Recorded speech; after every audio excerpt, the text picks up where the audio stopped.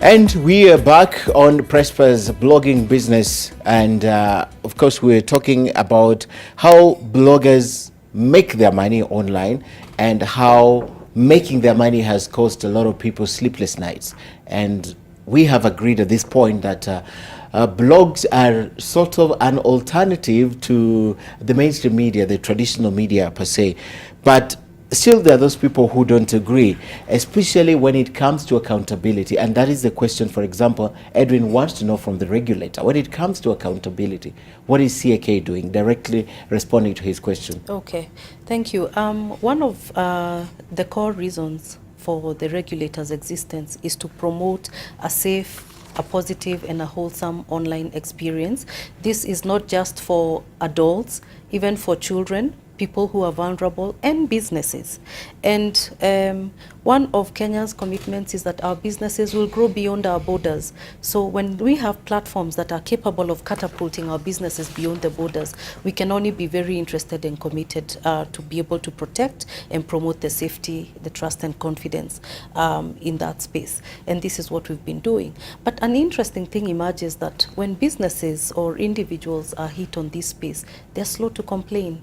And much as we may pick some of these things because it's in the public, it's notorious, or it comes to our notice, we may miss out on many of them. And we do have mechanisms that actually are institutionalized, that exist to monitor for compliance. One of them is the KESAT, which is a platform that ensures a safe and secure cybersecurity space. And it works to monitor and to detect and to prevent any offenses or harms that might happen on that space. Complaints need to be raised to bring up this kind of prejudicial events that are happening, so that then we can be able to act. Okay. Another one is where you're harmed and you complain, and we're able to take down some of these websites or comments that are happening. Okay. But have you ever taken down? Yes, many times. Often because people complain, other times because it comes to our knowledge, without a formal complaint. But because of the importance of the blogosphere and the online platform for individuals and businesses alike, it should be treated with the same seriousness like we do it offline, so that we are able to actually have an opportunity to interface offline rules online to protect reputations going forward. Okay, so Sam Keitany, I think your question has been answered here, so we don't need to directly respond to that. He was asking exactly that. What is CAK doing? Let's put this specifically now in terms of the effects of blogging, and I'm very interested, and I'll start with Bake. Or before I talk to Bake, is there a time, Edwin, that a story is being run about your organization, for example, and you get a blogger, let me say Gafla, and just give an example now that he's here, and he calls you and he tells you, Jeff, who's my friend also from Gafla, calls you and says, we have this story on you, we're running it, if you're not coughing something out. Has that happened to you? We definitely have those, I call them goons for hire. First of all, you get in to learn about it before the story goes public. Now, my rule is very simple with our company. We will never really give in to such demands. So you want to run it? Perfect. As long as we know our stand as a company, we'll get a way of defending ourselves, or rather bringing the truth to the public. But it happens. It happens. Definitely. All right. Why does that happen? Why does that happen? Advertisement is low, and you'll respond to this also. Advertisement is low, you're not getting clicks, you're not getting, and then that you have to agree that happens, right? So I'm not how do I put it? So this is it. Blogging as any other profession. I mean, we have mercenaries, and these are people who don't have any scruples, and these are people basically who are using their influence and their platforms to make money. Now, this in itself is illegal. For me, if you're telling me that I have this cap, or rather I have this story and it's about you, and pay me so that I whatever, that's blackmail, and it's a punishable offense. There are already laws against that. Absolutely.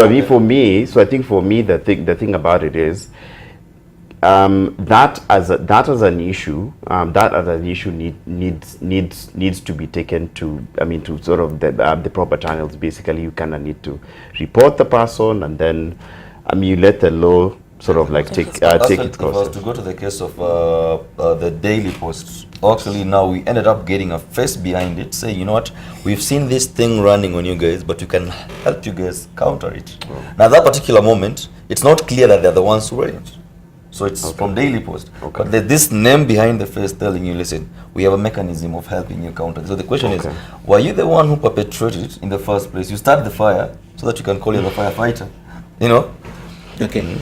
I think also, I mean, I have to say though, I think as a business, this is the blogging is forever. The internet is here for a very, very long time.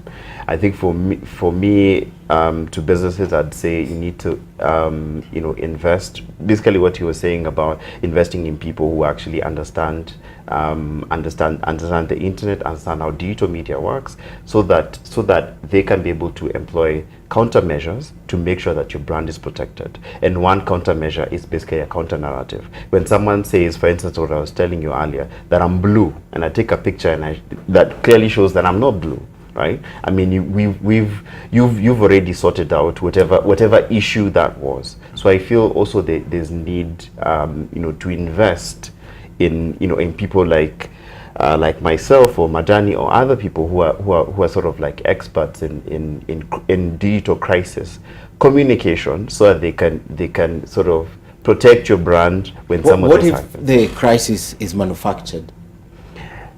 Actually, the interesting thing about some of the crisis online is that actually 50% is manufactured. Okay. And so the idea is purpose of with the sole purpose of it could obtaining some benefit. It could be the benefit could be clicks, the benefit could be money, could be whatever reason. And this is not a Kenyan thing, by the way. This is not a Kenyan thing. It's worldwide. Yes. If I can chime in on this issue, I can say that the Nyakundi thing that you guys showed in the beginning of the broadcast, actually I think that case will shed a lot of light on how to deal with such guns for hire, because I think some things are coming to light in the Nyakundi case. First and foremost, that the guy, like I told you, the guys can be caught with the enough work. You can catch the guy, take him to court. But at least Majani Nyakundi blogs through his name, so he's not difficult. He's not anonymous at all. I know, but some people would feel like he can't be caught or something. The thing is, he can be caught. Then on top of that, like a case has been made against him, which is holding.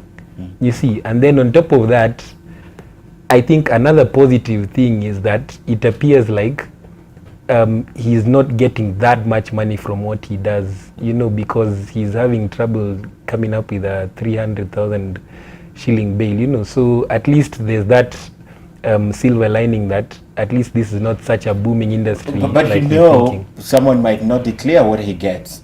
By not being able to pay, it shows people he is not benefiting. It gives more credibility. It can also go the other way, that I will not post my bail, go to jail for 4 months, and it gives me even more visibility. So it can be argued both ways, right? Maybe, but I have doubts that someone can go to jail for 4 months. Kenyan jail. Okay, allow me to probably just throw some spanner into whatever he's mentioned. That the best way to tackle this is to put people take people to court and try and resolve this. My biggest fear is the damage has been done. The plight of that consumer out there. Let's face it, Kenyans, we've been conned so many times, right? Right now it's hard for me to make a decision between which is the genuine investment platform out there and which is not. Now, when you realize I've done a lot of soul searching, I've done a lot of savings, and I'm just about to make that decision, maybe this would have been that one life-changing investment opportunity for me. And then such a blow comes up and I'm taking 10 steps back. What will I do?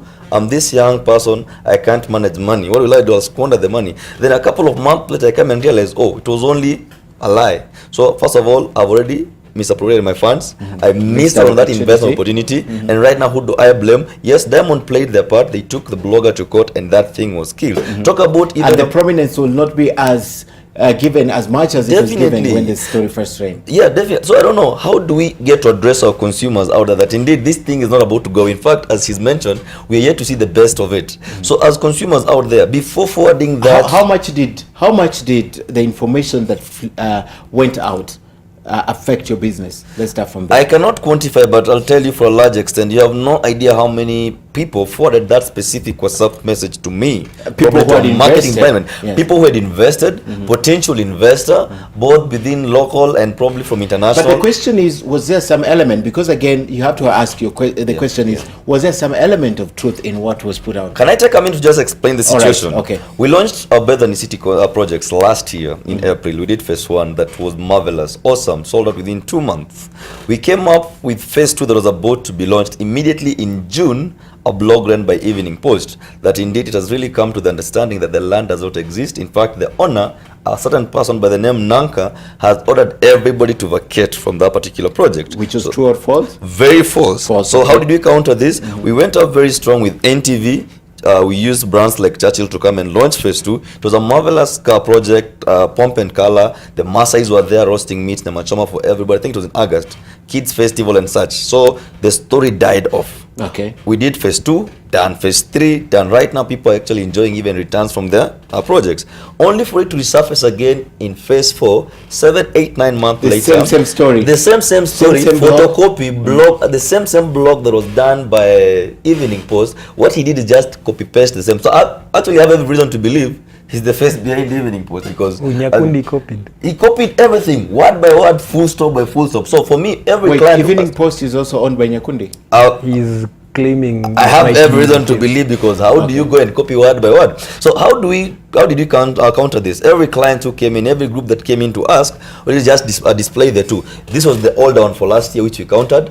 What you're reading right now is just a copy paste of the same. But maybe for the future and maybe to going forward for our clients, we have a big event coming up on the 1st of April, which is mass title issuance, because our responsibility as the industry leader is to just spur confidence, investor confidence. Okay. But indeed, in real estate, we have those 1, 2, 3 bad cases, but we have those legit companies out there, tried, tested, and proven, All right. that will ensure that you have a worthy investment. So this is a massive damage. My concern, and to CAK, my concern is such a case that explained. You do 1, 2, very good. 3 comes up, and someone claims, and then it dies off, and then 4 comes back. What does CAK do in such cases? If, for example, they don't complain, you have no mandate absolutely, or responsibility. Yes, but if we do get to hear about it, or Okay. it's an issue of public notoriety, we will still act Okay. without a complaint. Unfortunately, because the digital space is so expansive, we may not have full sight of everything. So it has to be brought to you. Yes, Okay. that really would be a very progressive, positive, proactive step for them to do. Secondly, there are other remedies outside of the Communications Act that are available through defamation or libel, where you can claim and through civil suits and the like and get damages. So I think what we are saying is that time has come to drive the conversation higher, Okay. so that when this kind of a harm happens online, you treat it in the same way with the same seriousness as you would if it happened real time, Okay. offline. All right. Yeah. I'm just wondering, before we take another break, how possible is that? Possible to. Treating the same. I Okay. mean, someone is anonymous. Yeah, I agree. I think the best thing is to tackle the issue. So if someone is saying there's no land, right? Show the land. Take five journalists, take 5 bloggers, take them there. This is the land, Will it be and these are given more, beneficiaries. will it get visibility as it got Sorry? when it was negative? So what I happens? work in the media. No. What happens is there's something called a news cycle, and it happens online as well. Like, as if you see, the thing is, with this, some things just blow up, and then after some time it just dies down. But the people that you're targeting, if they come and look for information and they find information that actually whatever was being presented was not true, then that's it. Because to be honest, you're not really targeting, when you're selling land, you're not really targeting 40 million Kenyans. You're targeting a specific you take a specific number of people who can be able to afford that land, and those people are going to do due diligence. One of the places they're going to do due diligence is in media and online, and you're better off having as if indeed that you can prove that you own this land, you're better off having having stories with evidence that actually whatever was thought to have happened did not really happen. Did not really happen. The issue, I'm sorry. The issue is people in this country have been how do I put it? Robbed of their hard-earned money for a very, very long time. And so when sometimes some of these things come up, they spread like bushfire. This is like, it's human nature. So it really has nothing to do with the internet. The internet is just a tunnel. Unfortunately, this tunnel has 20 million Kenyans. And now, of course, if it's on WhatsApp, we're about 10 million people on WhatsApp. So you can imagine how fast it can spread. But the issue is not the internet. The issue is the possibility of fraud. And people are very, very sensitive about that because of what has happened. I mean, you saw Simple Homes. That it was in the Standard, in the Star, and Capital FM, and these are platforms that people trust. Yes. And then in the end, what happened? Exactly. It's very true. I feel we need to tackle what the issue is, without putting bloggers and the internet in there. Those ones are just conduits. So if you deal with the issue, the issue basically, which is, if it's true that someone has said has shared information that is not true, then it's up to you to counteract them with the truth.